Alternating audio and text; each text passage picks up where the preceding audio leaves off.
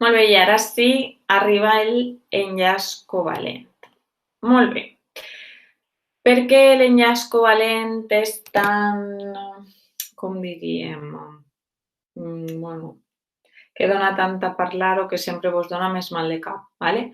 Perquè aquest enllaç, així com és molt fàcil el iònic i el metàl·lic perquè els dos formen xarxes, ¿vale? Tridimensionals, en l'enllaç covalent anem a tindre les dues formacions, ¿vale? Van a formar cristalls covalents i van a formar molècules, ¿vale? Per tant, primer anem a començar i anem a explicar el que hem fet amb la resta, ¿vale? Entre quins àtoms es dona un enllaç covalent, ¿vale?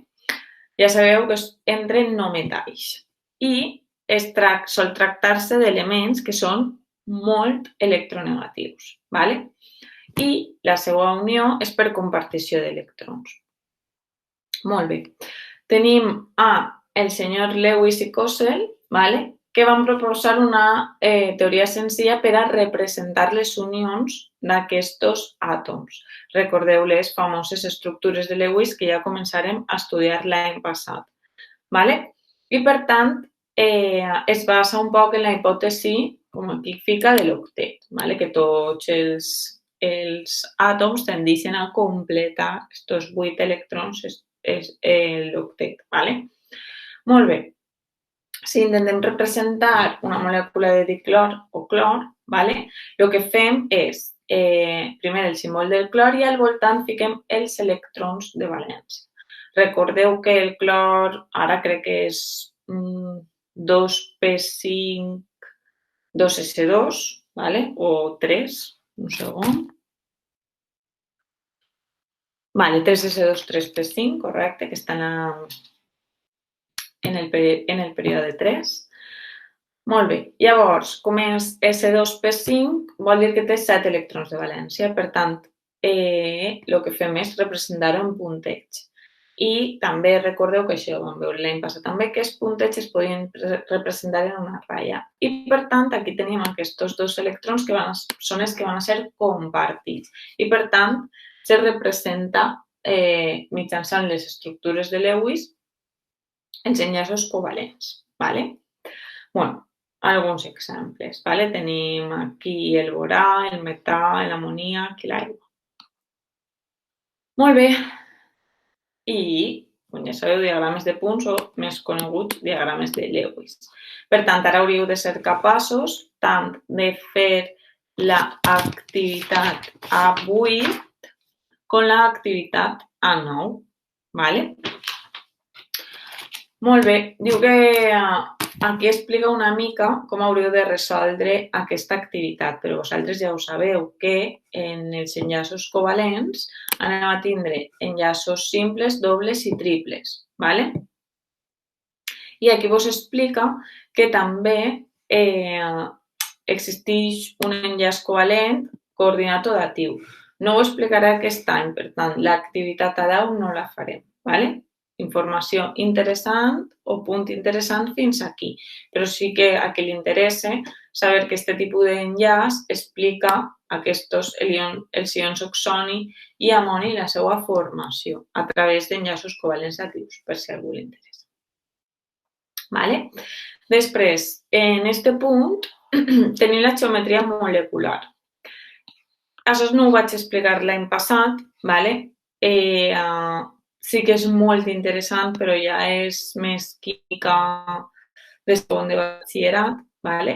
Si ho voleu mirar, bueno, bàsicament van ser les estructures, el tipus d'estructura que van a formar els diferents compostos que formen enllaços covalents i com s'anomena, ¿vale? Linear, triangular, ¿vale?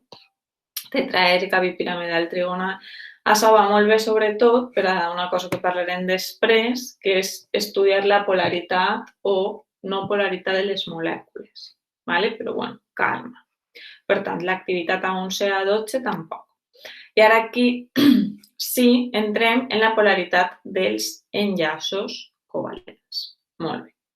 Això se va explicar molt fàcil, ¿vale? Perquè ara aquí veig molta lletra, però bàsicament Recordar que, vale, tinc aquí, me falta, sols tinc això, vale? Si aquí tingués un àtom d'hidrogen, vale, recordar que en aquest tipus de representació estaria representant un enllaç covalent, dos no metalls que estan compartint electrons. Vale? Llavors, aquest tipus d'enllaç és un enllaç covalent apolar. Per què? Perquè tant l'hidrogen com l'altre hidrogen tenen el mateix valor d'electronegativitat. Per tant, la diferència d'electronegativitat és 0. Què vol dir això? Que els dos àtoms se van a veure igual atrets per aquests electrons compartits. Vale? Per tant, estaríem front a un enllaç covalent apolar. Vale? Apolar. Molt bé. Què passa quan la compartició d'electrons és no equitativa? És a dir, d'una altra manera, el que tenim van a ser dos àtoms en diferent electronegativitat. Com, per exemple, no sé, si s'heu imaginat una boleta blanca, doncs ara imagineu-vos una verda, que era la que representava els halògens. Vale? Tinc dos no metalls, per exemple, tinc el fluor i l'hidrogen, vale? I, per tant, efectivament, com el fluor és més electronegatiu, el que va passar és que en aquest enllaç, vale, que estan compartint electrons, vale, llavors se va veure més desplaçat cap al fluor, vale, l'enllaç més desplaçat, i, per tant, el que vaig a tindre és un enllaç covalent polar. Vale? I aquí és el que vos diu és que se formen dipols elèctrics. Què és això? Bàsicament, un dipol elèctric és com si aquí, vale, al ser este més electronegatiu, el fluor, hi ha una densitat de càrrega negativa. Per què? Perquè l'electró està més a prop d'aquest àtom que és més electronegatiu, i aquí hi ha un dipol positiu degut a que la tendència del fluor a captar l'electró és major que la de l'hidrogen i, per tant, a l'estar més apartat, se crea aquest dipol positiu i, per tant, tenim un enllaç covalent polar. Vale? Molt bé. Per tant, un enllaç covalent tenim pot ser polar o apolar. Vale? Podeu fer l'activitat 13 sense ningú problema. Molt bé. Ara, recordeu que abans havíem estipulat per a l'enllaç iònic una diferència d'electronegativitat, recordeu que havia de ser superior a 1,6 per a determinar que un enllaç era iònic. Per tant, qui determina, el vostre llibre diu que és 1,6, aquí diu que és 1,7, aprox. Qui determina això? Bueno, va ser un químic que s'anomenava Pauling, no sé si vos sona, en el que deia que una diferència de 1,7 correspon a 50% de caràcter iònic, un enllaç de caràcter iònic. I que una diferència menor anava a correspondre a un enllaç covalent polar. Llavors, anem a veure-ho sobre exemples, que sempre és més fàcil. L'exemple que hem vist abans, tenim aquí una molècula de diclor o clor gasós, on la diferència d'electronegativitat és 0 i, per tant, el que tenim és un enllaç covalent apolar. Molt bé. Aquí tenim el clorur d'hidrogen, gas, on la diferència d'electronegativitat és 0,9. Això que us havia dit abans és com se representen els dipols, és com un delta negatiu i un delta positiu. Com us he dit, l'electró està més a prop en aquesta classe del clor i llavors tindríem un enllaç covalent polar. I aquí tenim el sodi i el clor ja en una diferència de 2,1 i, per tant, ja considerem que estem front a un enllaç iònic. Molt bé. Per tant,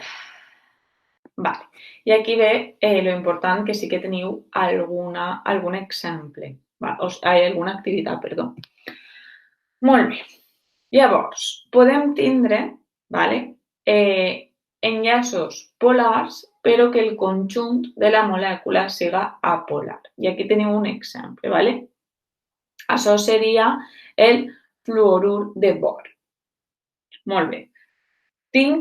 Si es fixeu, ¿vale? Aquí tenim que efectivament, com que el fluor és més electronegatiu, es forma aquest dipol negatiu, aquest dipol negatiu i aquest dipol negatiu i aquest dipol positiu. Però per simetria, ¿vale? És com si s'anul·laren els vectors, ¿vale? I al final la molècula és apolar. ¿Vale? O sigui, la molècula en conjunt, no analitzant l'enllaç en si que està formant aquesta molècula, sinó la molècula en conjunt. Per tant, quin és el truco de l'almendruco per a saber això? Fàcil. ¿Vale? Si la molècula és simètrica, va a ser apolar. I si la molècula no és simètrica, va a ser polar. Exemples. Molt bé. Si mireu, esto és el CO2, ¿vale? És totalment simètrica. Això com ho podem saber? Representant Lewis, ¿vale? Llavors, si jo faig el CO2, tots els electrons me quadren en enllaços i, per tant, estic front a una molècula que és simètrica i, per tant, en el seu conjunt apolar, tot i que els seus enllaços són polars. He dit que és apolar, no? Vale. Llavors, què passa en el cas de l'aigua? En el cas de l'aigua el que passa és que l'oxigen ja sabeu que té 6 electrons de valència. Vale?